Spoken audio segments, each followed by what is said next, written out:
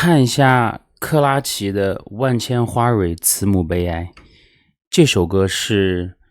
我在过去几年特别喜欢的一首歌。因为平时听 hiphop 比较多，但是我也是一个听 R&B 流行长大的一个歌迷。平时听 R&B 里头，比如说 Weeknd， 还有什么 Tory Lanez， 还有各种各样的 R&B 歌手特别多，大部分的是比较是偏欧美的哈。但是这一首克拉奇的歌，在我各种 shuffle 的这个 playlist， 有段时间用 Spotify 的那个阶段当中出现的频率特别高。这个团体是我觉得音乐特别牛逼、有趣、审美非常在线的一个团体，所以说我相信有不少的人听过他们的歌。我有相信在现在的这个快餐时代，有很多人没有听过他们的歌，我就想把这首歌分享给大家。因为台语不是所有人都会说，或者说方言不是大家都懂，但是下面这个歌词版本是好像有一个那种简体字的注释，每个人可能对每个歌的理解有点不一样，大家一起听听吧。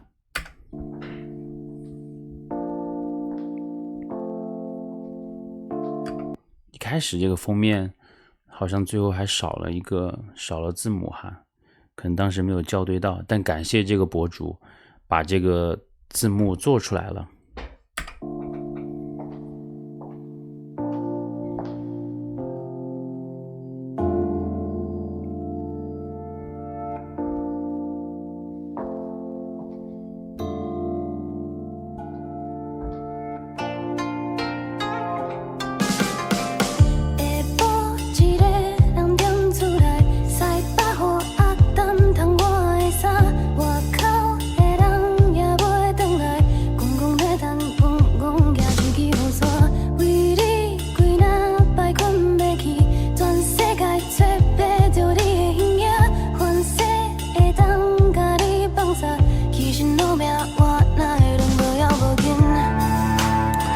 我当时听这首歌的时候，从前两句出来的时候，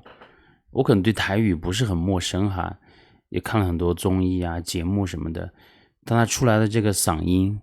然后每一个那种尾音处理的有一点点的那种颤音，我首先知道这个歌手肯定是一个很年轻的歌手，然后唱的是所谓的方言本土化的语言，我就觉得这首歌很有特色。他后面的那个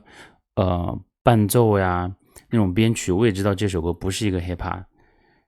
我听乐团听的比较少，但这首歌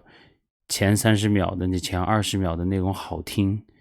然后歌词是后来我才慢慢开始细看的，真的这首歌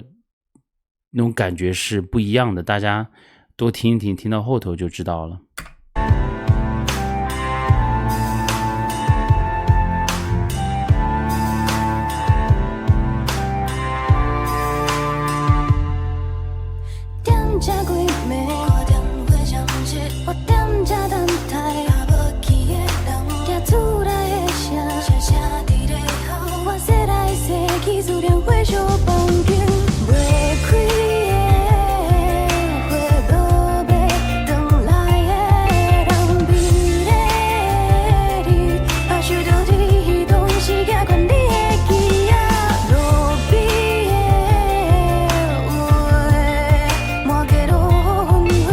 真的你听他的这个嗓音尾音的处理，可能也不是很标准的那种 R&B 或者 Pop， 但这种给我的那种地下乐团的那种很粗糙的那种感觉，但情感特别的真挚。因为他讲的这个内容，我后面是看了那个有一个博主叫做 Chuck 老师，然后他自己有个频道，就把这首歌整10几分钟20分钟把这首歌的内容讲解了一下，我推荐大家去看一下哈。因为我们活在的这个年代，又是留学出国，然后读书工作，大家都是相对来说比较和平的一个年代，没有经历过各种 movement， 所以说可能没有太多的 connection， 但是他一个这么年轻的歌手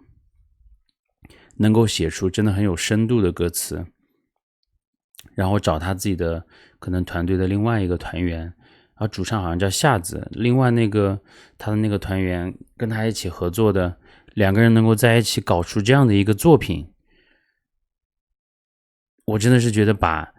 所有年轻人的音乐审美往上提升了一个层次。这个跟 hiphop 里头大家都在玩 drill， 然后突然有一个人过来像 Nas 一样当街头诗人的感觉。我觉得如果流行圈或者说音乐圈里头都是克拉奇这样的乐团，我会觉得音乐的审美绝对是有很高的一个提升。我感觉大家的精神世界会得到很大的慰藉。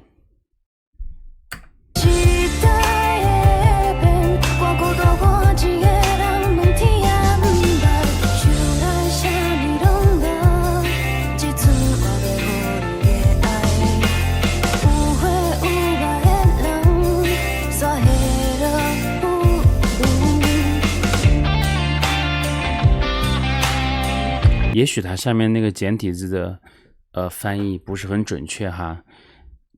但是我能够理解到它这个每一个段落的情感的有一个变化，因为你可以从伴奏也听得出来，他自己咬字的那个重音的感觉也变了。因为现在2分钟过去了，我在这首歌里头我也听出了感动，我也听到了他的这首歌里面情感的那个变化，尤其他那个歌词写的特别特别美。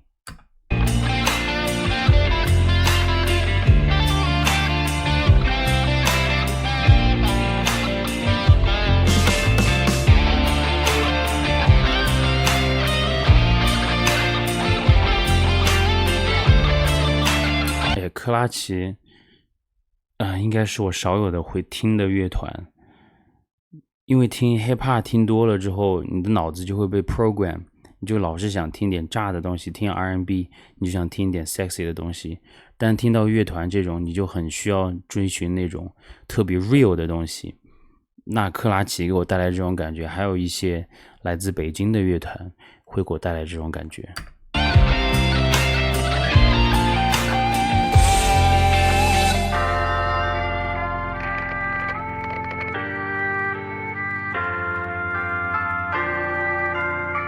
真的那种复古感，从他整个这个作品就可以贯穿的出来，还有他那些舞美的设计，他那个专辑的封面特别特别好看。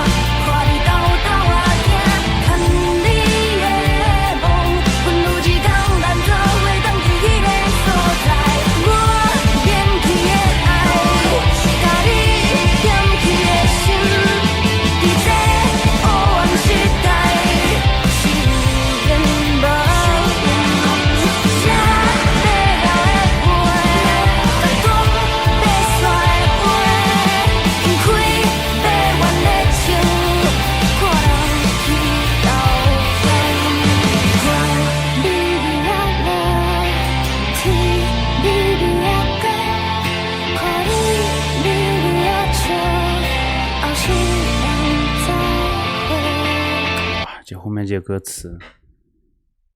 写的又美，画面又细腻，整首歌给我的印象和我当时听雾都 Montana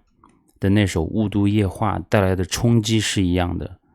整首歌的制作非常牛，内容很真。听了这首歌之后，我就觉得这个歌手或者乐团非常非常的酷，我就一直去多了解他们的东西，把这首歌推荐给大家哈。